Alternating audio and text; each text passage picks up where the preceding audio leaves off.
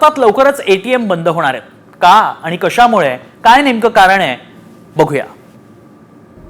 Digital क्रांतीमुळे ग्राहकांना वेगानं सुविधा उपलब्ध होत आहेत.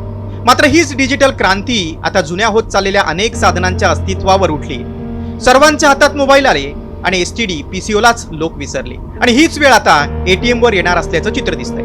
कारण प्रत्येक जण आता UPI द्वारे पेमेंट करू लागले. 10 रुपये भाजीवाल्याला देतानाही ग्राहक QR कोडचा वापर करू लागले. आणि त्यामुळे कॅश काढण्यासाठी कुणीही एटीएम कडे फिरकत नसल्याचं चित्र आहे. RBIच्या आकडेवारीनुसार सप्टेंबर 2023 मध्ये देशात 2,19,000 एटीएम होते.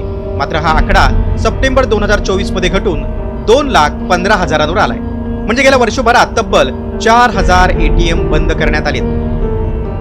2022 पासूनच एटीएमच्या वापरात मोठी घसरण झाल्याचं दिसतंय. UPIच्या माध्यमातून डिजिटल पेमेंटचा वापर वाढलाय आणि त्याचाच एटीएमच्या वापरावर परिणाम झाल्याचं दिसतंय. त्यामुळे निकटच्या भविष्यात एसटीडी प्रमाणे एटीएम सेवाच बंद होणार की काय असा प्रश्न आहे.